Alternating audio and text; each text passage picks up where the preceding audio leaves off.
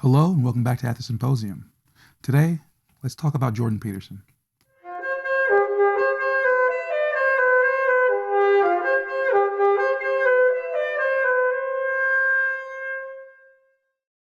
All right, as promised, we're back. I told you that aside from our series on being in nothingness, Jean-Paul Sartre's Being Nothingness, I'm going to come back during the week and just touch base with you guys on a couple of topics I want to talk about, some things that I think deserve a little bit of attention. Today, we're going to be talking about Jordan Peterson, something that Jordan Peterson has been saying throughout some recent interviews that he's done that I think that it was worthy of touching on just a little bit. Because I think there needs to be some clarification on the subject. If you don't know who Jordan Peterson is, then I find that unusual, especially if you're into philosophy or anything academic. He is one of the most popular, has been one of the most popular academics to come on the scene in the last, 5 to 7 years. He's a Canadian psychologist. He became popular during his stint of fighting the Canadian government over Bill C-16, which mandated the use of certain language and the use of pronouns, essentially. Since then, Jordan Peterson has done a tremendous amount of things, covering pretty much everything in the world of academics, going from psychology to philosophy, and cultural matters and what have you. If you're not familiar with Jordan Peterson's kind of mind frame or academic background, again, he's a psychologist. He also was a clinical psychologist, had his own practice, and he wrote a couple books, Maps of Meaning, 12 Rules for Life, which kind of catapulted him into his fame. And then he has Beyond Order, which is, I think, his latest book. Now, if you know Jordan Peterson, or even if you don't, it's kind of a good exercise for us to just talk about even his kind of philosophical underpinnings. So yeah, maybe you know Jordan Peterson, but what does he believe? All right, what are his components of philosophy? How could we break him down? How could we kind of analyze him as an academic or public figure? Well, I would say three things. There are three things that categorize Jordan Peterson's kind of point of views. For one, he's a scientific materialist. That means that scientific materialist or a scientific imperialist, meaning that he believes that you can explain the world through empirical scientific evidence, and that's per his background in psychology. Number two, going along with his background in psychology, he's kind of into Jungian psychology. That's the psychology of Carl Jung, which he quotes all the time, which has to do with this idea of human beings living through archetypal, kind of innate archetypal archetypes of existence, and living through them or aspiring to be like them. The third one is that he's kind of a Christian apologetic philosopher. So he engages in Christian apologetics quite often.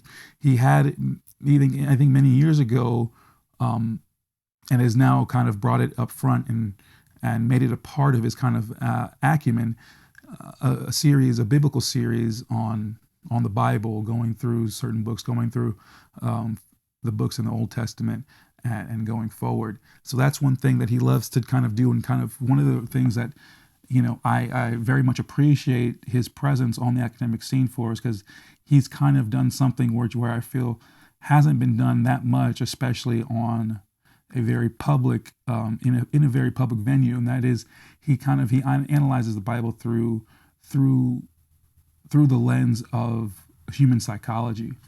Okay, Jordan Peterson's reading of the Bible, if you see him now, it gets more spiritual, it gets more religious, perhaps. As time has gone on, he's become more of a believer, and that's all through his exercise and through struggling with these things. I think that's partially why people enjoy Jordan Peterson so much. It's because you're kind of getting a real-time glimpse of someone actually struggling with ideas. He's very stream of consciousness, even at his talks and everything like that. And you can see him kind of develop in his own personal life, especially when it comes to his theological orientation. But what he did was he looks at the Bible not through a dogmatic sense, not through maybe even a historic sense, not through a teleological sense, not through any of kind of the traditional ways that most people talk about theology. He does it in a sense of human behavior, and he shows why why why those things are so concrete, right? Like for him, he would say that many things of which the Bible shows us in relation to human psychology are inescapable from the human experience. They codify the human experience. They characterize the human experience, and that's why the Bible has. He would say, I think that's why the Bible has been so successful throughout history. That's why it's been passed down for so long. That's why it has the gravity that it does, is because it so well articulates so many of the psychological dispositions that people will find themselves in. And that's not because of what most people might assume as, let's say, God's punishment when it comes to acting negatively. What he'd say is that there's psychological punishment, really, for behaving in certain ways. There's certain things, as he loves to say, that you don't get away with. You just don't get away with. Where you want to, he doesn't explain it through, again, God or spirituality, essentially, but he says it in a sense of, and almost in a sense of, I guess, karmic debt. But I wouldn't even go that far. I think it's just, for him, it would be just how the world works, how psychology works, how human behavior works. Because if you do something immoral, let's say, you're going to punish yourself for it, because you'll torment and suffer yourself one way or another, even if you don't realize it. Right? It's kind of his stance, and the Bible is indicative of many examples of that. But that's just a little glimpse about him, his philosophy, where he's coming from. That's not has anything to do with what I want to talk about here today. Actually, what I want to talk about is the fact that I've seen Jordan Peterson speak on something of which I think needs a lot of correction. This is a point where I think that he's wrong. And just to be blunt and straightforward, I'm very appreciative of Jordan Peterson and what he's done in most realms of the things that he talks about, especially when it comes to how his career started, which was really a fight against postmodernism and the corruption of academia. I love him for that. He's very well articulated a lot of that. He's since gone past that a bit, but I think he's been a very valuable cultural figure for having articulated all these problems and bringing them to the forefront to people that might have not, that, as he says in his own experience, that might have been aware of those things but didn't understand them in detail and didn't necessarily know how to articulate them while they were happening or in certain situations. And he kind of armored people with an understanding of what was going on to kind of let them know, it's like, no, you're not the only ones. Like, no, this is a problem, and this is where it's coming from, and this is the background. So he's been very useful in that degree. And I mean, he just in that he's been a very valuable public figure and resource. But there's something that he's been touching on recently where I think he deserves a lot of correction, because I think he's just flat out wrong and just misinterpreting his ideas here. Now, what that is he's recently interviewed two now very mainstream and popular figures that are way outside of the realm of academia. One is Oliver Anthony, the musician that became popular for the song that he wrote, kind of in renunciation of politics, corruption, and the economic troubles that we face and are facing right now in this particular time in the country. Then you have the same comments that he's making when he speaks to the Duck Commander family. He recently did a interview with them, and he made the same remarks. And the remarks were basically about selling out. So Jordan Peterson was talking about selling out and how that relates to commercial success. And we'll actually just play a clip of it right now for you. Yeah, well, that's actually something I wanted to talk to you about, because I was reading when I was doing some background research on you. And this is relevant to the issue of selling out that you brought up. So, I've worked with a lot of artists, and I've worked with a lot of wannabe artists too, or at least had contact with them. And one of the things I've really noticed is that many of the people I've met who are extremely artistically talented shoot themselves in the foot on the commercial side of things. And they do that in three ways. The first is four ways. The first is they're actually terrified of commercial success. And that's actually understandable because along with commercial success comes a transformation in lifestyle and in social positioning. And it's easy to be leery of that, and there's some utility in that, especially if you're a private person, but then there's ideological issues that come up too. So it's the issue of selling out is a really relevant one. Lots of artists will refuse to have anything to do with the commercial end of their enterprise because they're afraid that that will interfere with the flourishing of their artistic spirit. And that's foolish.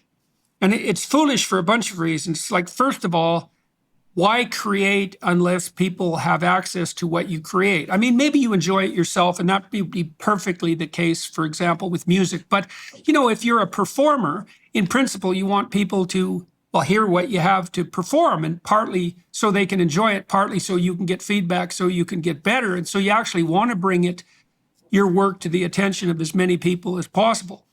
The people who bitch and moan about selling out most loudly are almost always people who've had no opportunity to sell out. Like, no one's ever offered them the chance to be commercially successful. And so what they do is they elevate their moral stance falsely by claiming that they're the sort of people that would never fall prey to any capitalist temptations, when the truth is they're not talented enough or interesting enough for anyone to ever offer them that possibility.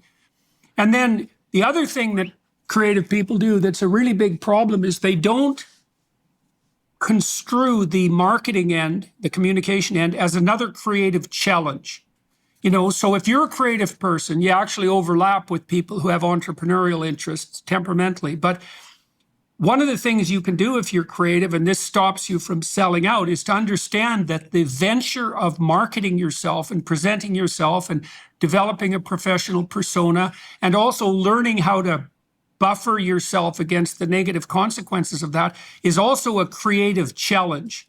Because you might ask, any creative person might ask, well, if I was going to handle the problem of being successful creatively, how would I do that?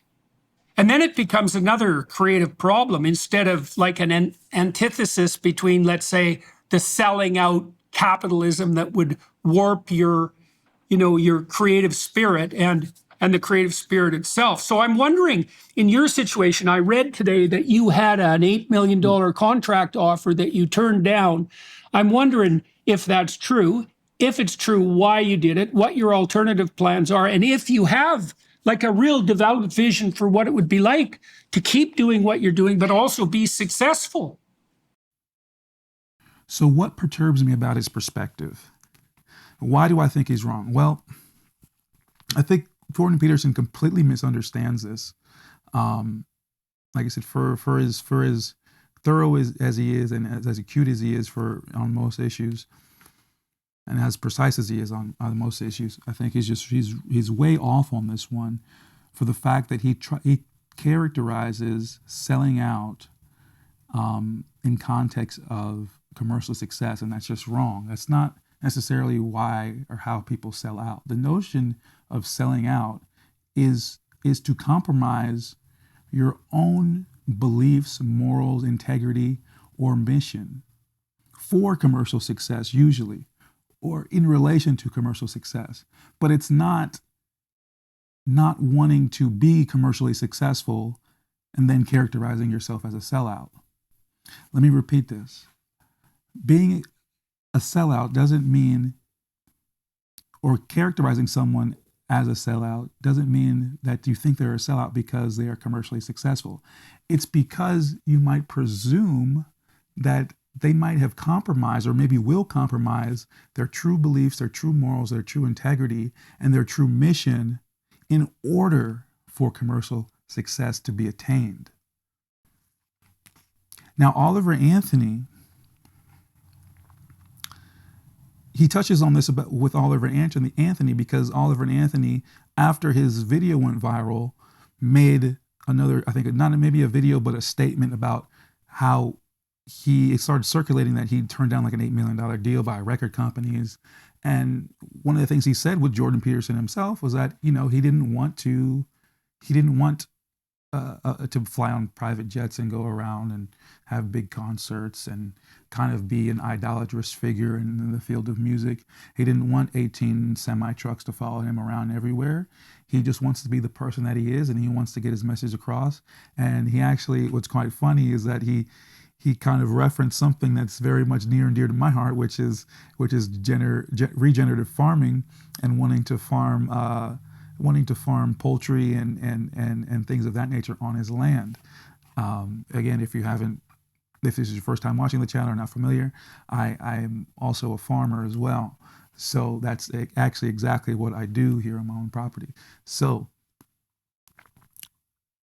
Oliver Anthony's motives here are just to be true to himself.